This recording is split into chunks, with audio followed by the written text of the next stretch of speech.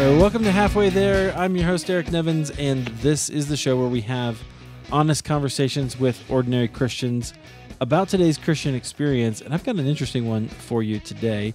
My guest is a personal trainer, and he has a very, what's the word? He has I wish I would have thought of this about this before. Traumatic, an experience that goes outside of most experiences. I was gonna say dramatic, but yeah, dramatic's good. I didn't want to offend you, but anyway. No way, nothing. There's nothing offensive here. All right, well, it is a dramatic story, and he's gonna share that with us today. So with me is Rob Decker. Hi, Rob. Welcome to Halfway There. Hey, Eric. Thanks for having me, buddy. Yeah. Hey, so why don't you just tell us a little bit about who you are and where you are now, and then we'll go back and explore how God has worked in your life. Absolutely. Well, Rob Decker, I'm actually a personal trainer in Southern California. I'm a husband of, I think we're going on 4 years now. I've been with my lovely wife for about 6. We met at the gym. I was a personal trainer and she was a sales rep, and we hit it off really well.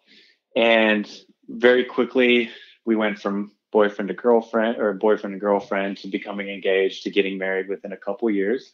We married on March 16th, so 3:16. We wanted to honor the Lord in our marriage. So John 3:16 was one of our favorite verses, So we got married there. We were baptized together the night before. Now, I'd already been baptized one time before.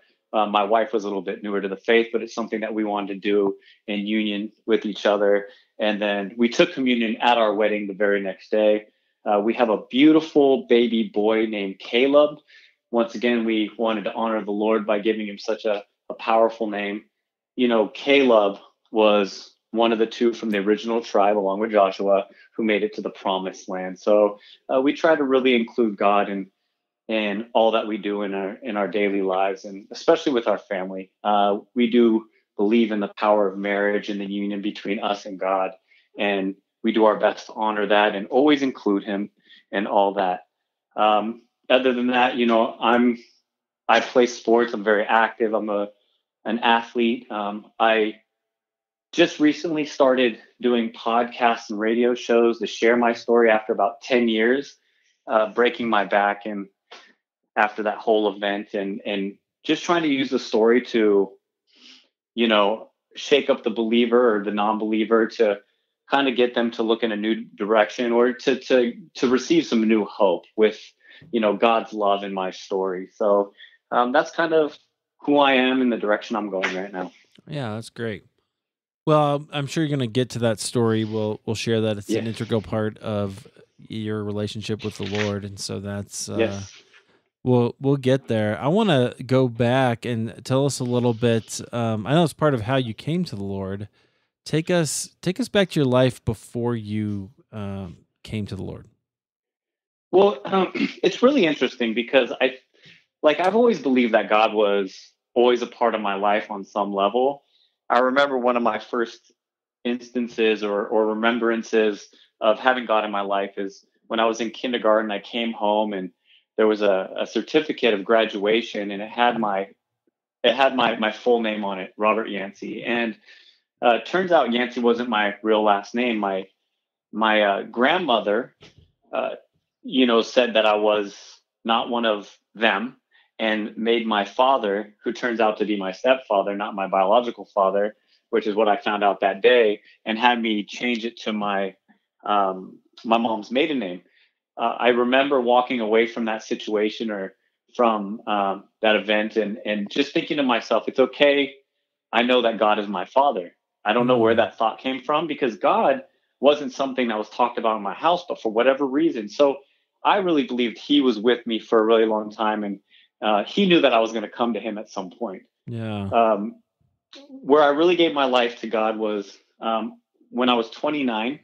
I was heavily into drugs and alcohol and horrible relationships and stealing and selling drugs. And I was doing all sorts of crazy stuff. And I just got out of this chaotic relationship.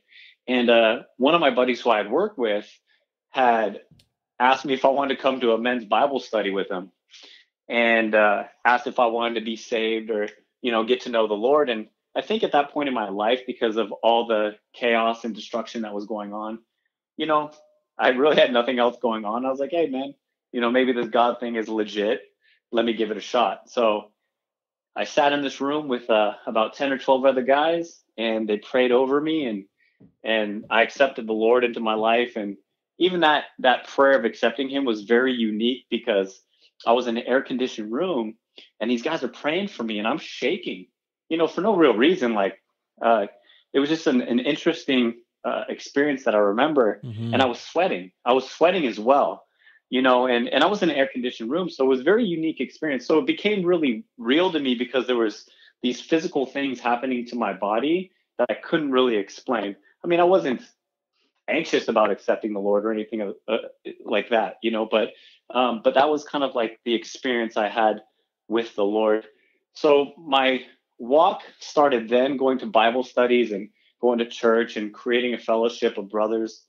And then shortly after that, it fell off. And then the big event occurred. And after that event, I really had to press a little bit deeper and really develop a relationship with Jesus. Yeah. Okay. Well, that's interesting. So, would you say between that time, when you gave your life to Christ, and hold on, I want to ask you about this. Let me go back. Hold on. Yeah, for sure. So you were having these physical kind of symptoms. What did you attribute that to? Well, it was something supernatural going on, because I couldn't explain it. There was no explanation for me to be sweating, right? I was in an air conditioned room. To me, that's the power of the Holy Spirit, right? Something's going on.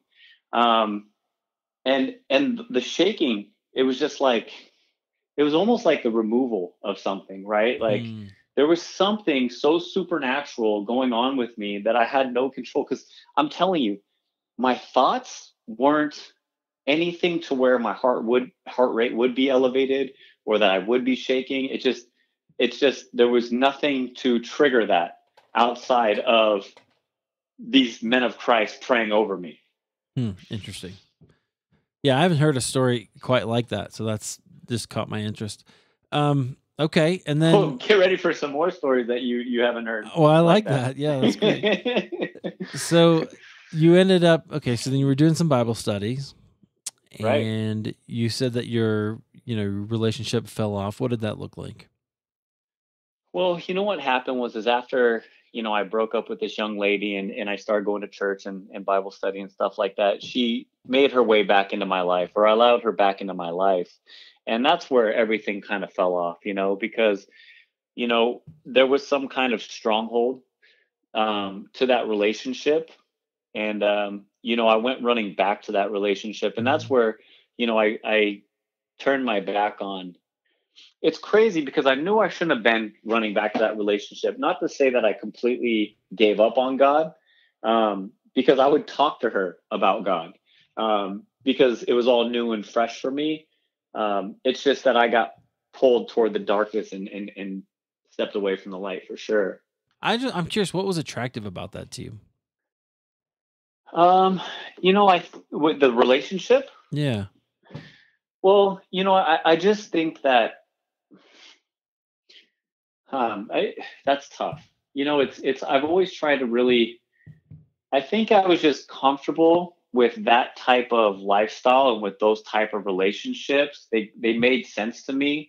I wouldn't say enjoyed. I was just kind of familiar with the process of being with something so unstable, because I think the instability provided some type of stability for me. Just I felt comfortable in the chaos, and a lot of that's contributed to the road that I was taking throughout my teens and my 20s when it came to dating, and the need for things that were a lot crazier, because you need that kind of stimulation. Well, I needed that kind of stimulation. And, too, growing up in my household, things weren't normal unless things were chaotic, or there wasn't some kind of fighting and arguing and the I hate you, I love you type of mentality, and I think that's what drew me toward that, because there was a lot of that that I was pretty much accustomed to, right, or conditioned to. Right. So I think that was the big draw. Yeah, well, that makes sense to me. There's a way that we kind of, if there's only a certain thing that we've known, we can be Hmm. drawn into that. Right, And absolutely. yeah, okay. It sounds like you had a sense that Jesus wanted to deliver you from that eventually. Oh, for sure. And which, we talk now, and of course he did, right? Yeah. So, Okay. Okay. So you said after that the event happened. So tell us that story. all right. I hope everyone's sitting down for this one. Okay. So, hope you're sitting down, Eric. Um, so ultimately what happened was is that this young lady that I was dating, she went into escorting. We had broken up, bad terms. She got led into escorting to make extra money. While she was doing all this, I had found out through a friend what she was doing. I got back into a relationship with her because I had God now, right?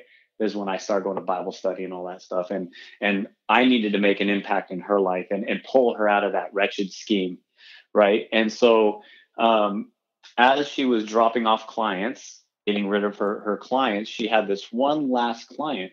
And that one last client, they had a trip to Hawaii. And while she was over there, she had sent me messages, and we had talked on the phone about the physical abuse, how he forced himself on her, and she had sent me a picture of a black eye that she had got. So, my thing was like when she got back here, I was going to kind of take care of her, but within those phone conversations, she apologized a lot to me about the things that had transpired previously in our relationship, and so that she was going to do what she needed to do to make it better. So my buddies and I were partying pretty heavily on Memorial Day weekend. So I was still drinking and stuff, even though I had turned over to God. Mm-hmm. I was still dealing with that drugs and alcohol. Like it was still part of my life. And my buddies and I had been partying, and she had come back from Hawaii, and she picked me up. We headed to the liquor store, picked up some alcohol, went back to her place. And when we were at her place, we got into a conversation which was supposed to lead into intimacy, which was something that I couldn't do. I mean, with what had happened to her over there, and plus the stuff that had been going on in our relationship, it was, and then the partying and stuff. Like I was just in a completely different place, and I believe, I was a little conflicted because there was the God element of it too. You're just being torn every which way spiritually, Sure. and so I was a bit of a hot mess, and so I head downstairs, sleep it off, and then all of a sudden I hear this loud banging at the door. Well, it's the police department, and they're saying, "Hey, we know you're in there. Come out." And she comes downstairs, and I asked her what had happened, and she looked at me and she said, "Well, I called the cops, and I told the police that you had raped me and that you tried to kill me." And Wow. yeah, and So in that moment, like, yeah, go ahead. for you, this is coming out of nowhere. This is coming out of left field, right? Yeah. Like I mean, you're just so, in that moment, I'm just so overwhelmed with, like, when they say your life flashes before you, like just the images that were created in my head in that moment. I was just like, I can't do this. Like, this is not something I can do. Like, I can't even go on with this life. Like, there's just no way. I'm not going to prison for something like this. I'm not, like, this. How did it even come to this, right? Like, how did it even come to a Hmm. place where I got accused of these types of, like, not to say that I was a saint by any means. By no stretch of the imagination was I a perfect guy, but not something I would ever do. It's just not something I'd ever do. And I was heartbroken. I was heartbroken. I was betrayed. I was confused. And in that moment, I said, you know what? It's over. I'm done. I just can't do this. And I was okay with it. Like, uh, you know, when I was young, I was always told that I was going to die young. It was just something that was pressed into me. And I think you carry Really? that through life. And, Yeah. and with that, yeah, right. And with that, you're drinking, you're doing drugs, like you're committing slow suicide regardless, and, even though my relationship with the Lord was fresh, it was fresh, right? Like, I still had all this other junk that needed to be, you know, um, pulled out of me and dealt with. in that moment, this is it for me.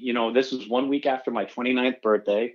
You know, thought I was going to be dead by 30 anyway. So here's what I call the perfect storm of events that led to a moment that gave me the exit from this life.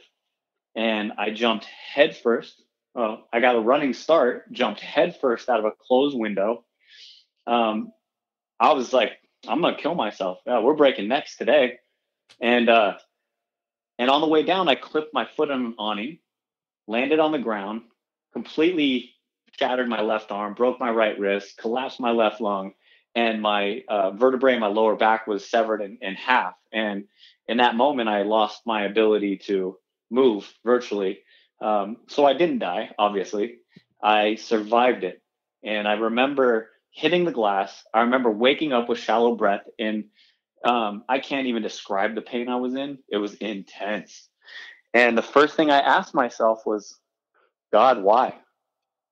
Like, why would you let me live? Why would you let me survive this? Like, I'm looking up at this I'm looking up this broken window, and here I am on the ground, just shattered, a shattered man. I'm alive, but I'm broken. The only thing I really had going for me at that time is my fitness.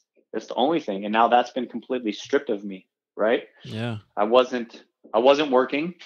I was drinking, using, like I had been in I was basically homeless. I was like sleeping on couches at this point as well. I wasn't doing much with my life. And the only thing that I had, my body, was now broken and taken from me. Oh, that was a very hard experience, but it was the beginning of a great walk with God. That's definitely that was the beginning of me today. Wow. Yeah. Yeah. So you saw this moment and you're like, okay, you're just like, okay, I'm not going to do this. I'm going out the window. That was was that something you were thinking about already? Well, that's yeah, a really suicide extreme response. I keep hearing that. No. you Okay, I'll take the Captain Obvious label here. It does apply, but it's funny though. I mean, it's not funny, but it's like, I think I was just kind of always that guy that did everything to the extreme anyway. So, sure. I was just, I drank really hard. Like, if I went out with my friends, like I was the one trying to drink more I was the one blacking out all the time at this point. I was the one that was like, doing 8 balls of cocaine at my house by myself. Like I was that guy, I was just doing stuff like that it was reckless, and I knew it was reckless, and I knew that there was a death sentence attached to it. And so, I always had in the back of my head that, something like this was going to happen, right? It was just kind of something that I accepted. So in the moment, it didn't seem extreme, right? It seemed like the right decision almost. It was like, well, here it is. Boom, done. We're doing it. To the rest of the world, yes, it seems very extreme. Yeah, interesting. Well, okay, I got to ask you this question. So when did you think that was an extreme response? You know what? I only think it's extreme because other people think it's extreme. Okay. In all honesty, man. I just think because based on who I am, like I'm kind of like, even in my fitness now, my fitness life, and I'm just like, I'm a real hard worker. I'm the guy that's going to go the extra mile. I'm a fighter, and that's just who I was. I just, here's the thing, like me jumping out the window was just, it seemed like, I look back on it, was like the thing that needed to happen. Right. So was it extreme? Like, it's what was needed almost. Right. Like that event had to happen in order for me to have a real relationship with God. Right. Right. So it's hard to call, I don't look at it as extreme. Yeah. Right? It was just a necessity. Interesting. Well, I think that gives us a little window into your soul that this is the kind of person you are, right? You take action. Right. Interesting. Okay. Well, so let's close some of those loops. What happened with the police and those charges like that? I'm sure that was a process. Oh man. Oh, but but the Lord showed up big time in that process. So the next day, as I have tubes coming out of my neck and, external fixator casts, I have a back brace. Like I'm stuck in this hospital bed with no movement and in a truckload of medication. And the police come in and they're just like, Mr. Decker, you're under arrest for rape and murder, $1 million bond, blah, blah. Like, man, like to add insult to injury, right? Like they're really throwing it on me, right? Literally, yeah. And right, well, and they did. They threw the cuffs on me. I didn't even have the ability to sit up in the hospital bed.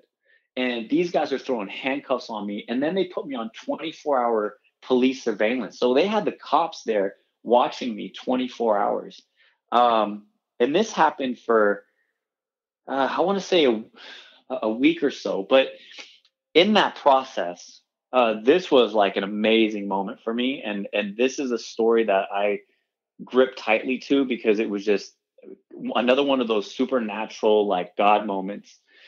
While I was laying in the bed, and if you've ever been in a hospital, people are coming in and out of your room. It's bright, it's noisy, the intercom's always going off. You're listening to all the machines, my medication. I have a drip, so like that makes some noise. And I have a TV on. There's this cop that's just kind of babysitting me, right? And in this moment, all of a sudden, everything gets really quiet, and this peaceful feeling just comes over me from the head down through the body to my toes, where like I was numb, like I had no feeling. There was no pain, right? And there was just this peaceful feeling, and I hear this little voice, and with clarity. And it's crazy because with all this medication jacks up your thought process, and and I'm only thinking about negative stuff in the hospital, right? Because it's all just chaos, it's brokenness. Yeah, makes sense. And I hear this small, still, very clear voice say to me that the charges will be dropped, your bills will be paid, and you will walk again.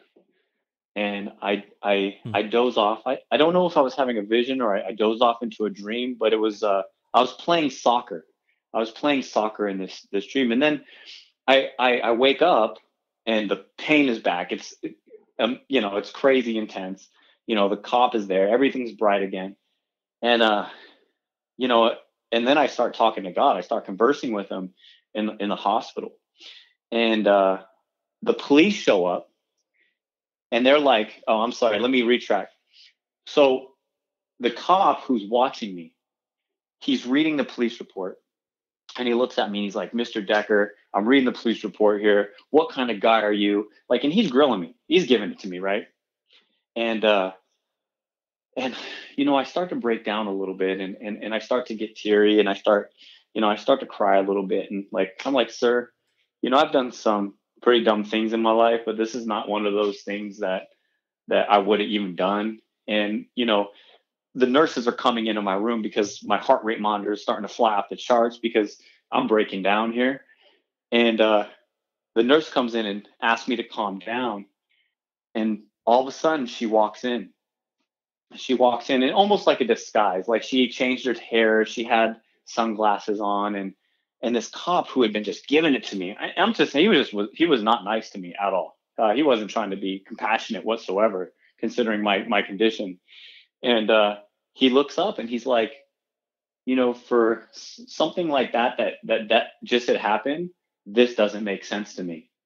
And after that, he was a little bit nicer to me. And a few days after that, the police showed up and they're like, "Mr. Decker, we're dropping all charges and you're free from the county of Santa Clara." And the first truth that had been spoken into my ear had just passed. The charges were dropped. Now, later on, they tried to get me back on those charges. The detectives came to my house, tried to get me to admit some stuff that didn't happen, but that happened. The charges were dropped, and that was just kind of the first step in the process. And then after a couple weeks, my mom was able to come to the hospital. She saw me, and she broke down crying. Like the my neurosurgeon just told her that, Rob's never going to walk again. And that didn't settle well with my mom. And, and we had some nurses come in the room that day, and they wanted me to stand up. And for whatever reason, I just kept thinking about Christ. And I was thinking about the movie Passion of Christ, and how he was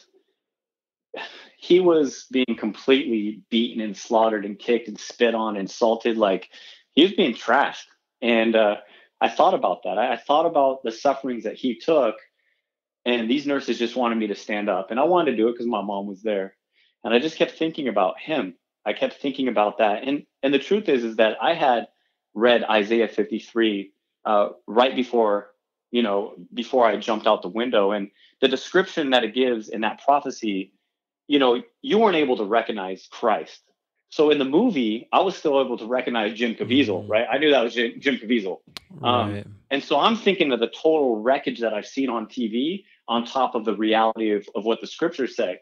And so I was just like, Jesus, I'm doing this. And I got up and I squealed and I screamed, and the nurses put me back down and shot me up with all this medication. And they're like, he's down for the count. And shortly after that, I had a second surgery. And after that surgery, I was able to get up out of my bed and drag my left foot. So that was the beginning of me walking again. So that started to come to pass, right? That truth came to pass as well. When it was all said and done, as far as the hospital bills and all that, I never had to pay. There was about $2 million worth of hospital bills, the stays, the medication, the physical therapy, whatever came with all that. It was roughly $2 million. And I never had to pay. So that was something else that came to pass. And with the what happened? Go ahead. What happened? Why not?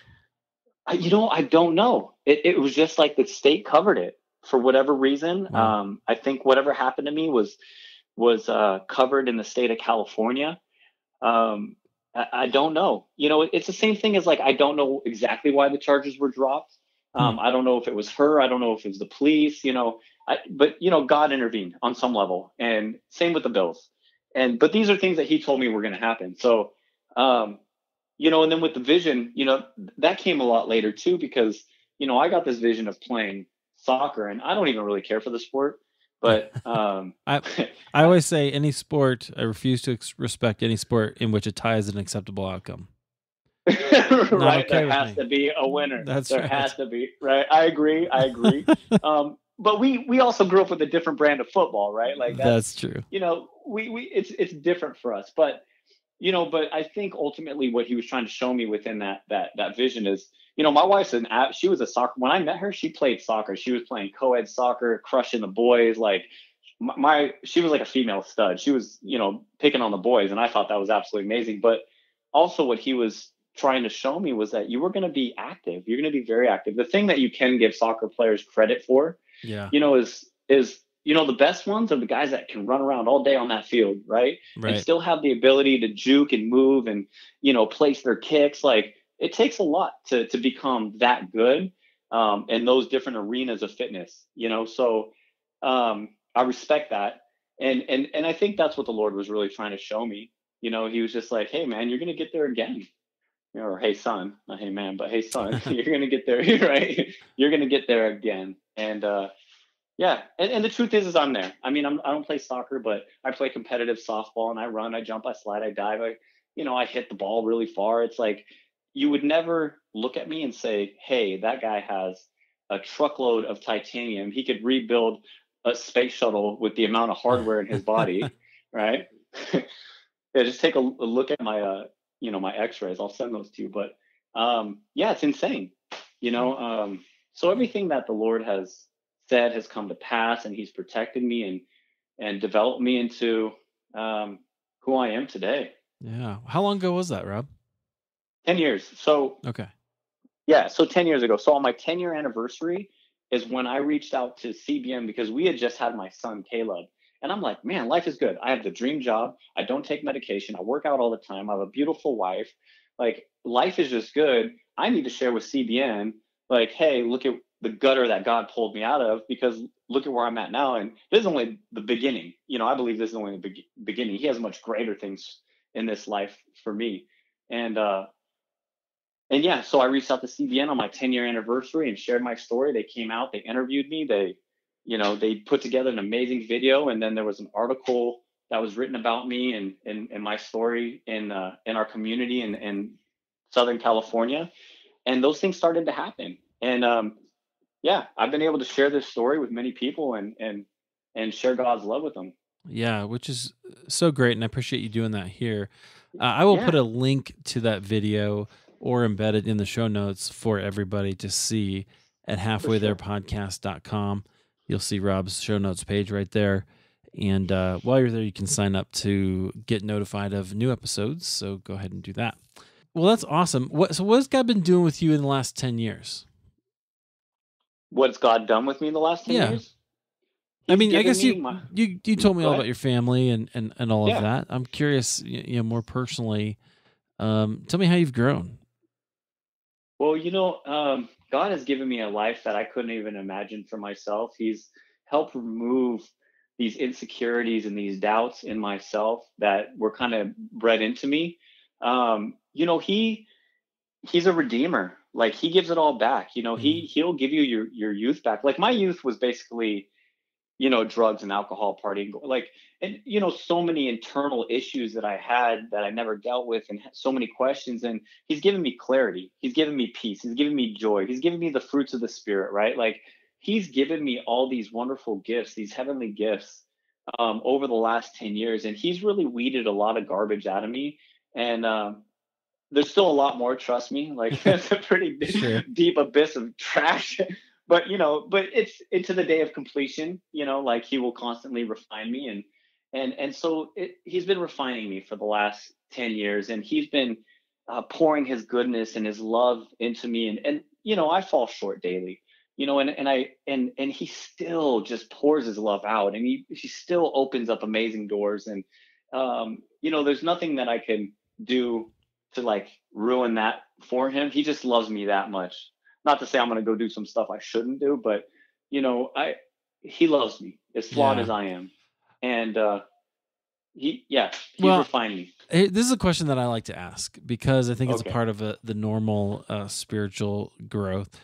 Have you had a time, whether in the last 10 years, or maybe you'll say that your experience jumping out a window was that time, but have you had a Hmm. time when God felt far away, or when you just felt like he was not there for you, or he was not, um, or you were upset or distant from him? Well, I think because of the whole process of me getting better and healing and getting off all the pain medication, which that's his grace and his glory.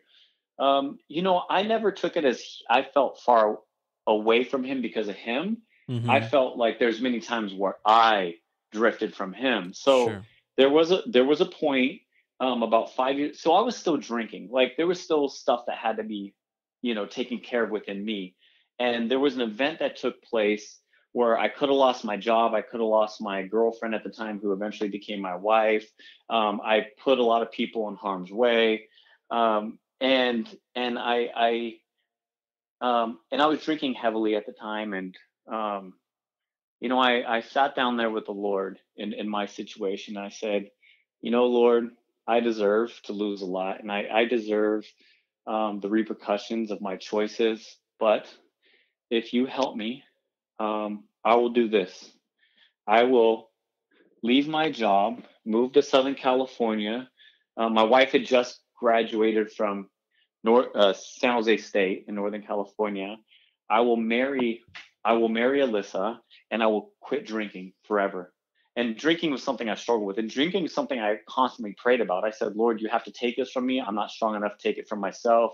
I'm weak in that area, and He took care of me. But I'm the one that drifted away from Him. But the crazy thing is that, as far as I drifted away from Him in that moment, He pulled me back and flipped it to something absolutely completely amazing again, right? Like, as if saving my life wasn't good enough, or rebuilding my back wasn't good enough because I'm a bratty kid. I'm one of his bratty kids, right? Like, I'm, I like that. And so, I look at my little son and how he's always like, he'll be crying and reaching his arms up to me for like absolutely no reason or just because he wants my attention. It's like my son does to me what I do to God, right? Like, I do, just hold me, and, so I never felt like he left me after that. I always felt like if there was any separation, that was me, right? Yeah. That was me because I unplugged from the source and, but he would never leave me or forsake me. And I knew that. Right. Yeah. That's interesting. So this is why I was interested in your answer to that question, because that is, like a dark night of the soul time period can be a regular part of the spiritual journey. But I find that very often people who have a experience like you had, especially with God speaking to you and you kind of watching this all unfold and come back and his promise would come true. Right. That engenders a certain level of trust at a level that you just didn't, that you wouldn't have had probably before. And sometimes the dark night of the soul functions in that way. And so I like to ask it because I think it's an important part of the spiritual journey that, friends, if you're out there and you're going through it, you need to know that and just keep praying. He'll bring you out. But anyway, I wanted to know what your experience was. So thanks for sharing that. That's good. No, for sure. And I just want to add something on top of that, Eric, is like, I battled what they called manic bipolar disorder or something of the sorts and depression. Right. But here's the deal. The more I drew closer to him, like all that stuff went away. Like what clinically I was considered, all that stuff was stripped away. Like, I was a angry, hurt, lost individual with a lot of issues and questions. But once God started answering all that, like all that other stuff went away. And then with the depression, like I haven't been depressed. Not that I don't get sad. I mean, I have moments of sad, but it's manageable stuff, but like I haven't been depressed either. It's just like he's lifted. And I think it goes back to what you're saying about like trust. I trust that he's got everything under control. And I trust that he has my life taken care of, right? I don't have to worry about much. It's all in his hands. So, people do struggle with those things. And I think that sometimes it could be a trust issue with the Lord. Just pouring enough trust into him to know that everything's going to be okay so that you don't have to worry about those things. Mm-hmm. Yeah, absolutely. And I would never suggest that those kind of outcomes are going to be guaranteed, right? Right. Everybody's experience with God is going to be different, and he chooses sometimes to deliver us and sometimes not. And we have to just go with that. Right. But, yeah, interesting. Okay. Well, I'm really encouraged by your story, Rob. I think that's it sounds like God has done some really great work in you to kind of bring you along to maturity, which I think is great. Yes. I don't know. Is there anything else you want to share with us? God is good, baby. Yeah, that's great. And I don't, right. I don't, I just appreciate the opportunity to share with the audience. And I thank you very, very much, Eric. Yeah, thanks. Where can people get in touch with you if they wanted to? So I have a new website. I just kind of created it when all this started to come to fruition. It's robdeckerspeaks.com. And my email is rob@robdeckerspeaks.com. This is where people can email me. On the webpage, you'll be able to click on my social media, my Instagram, my Facebook.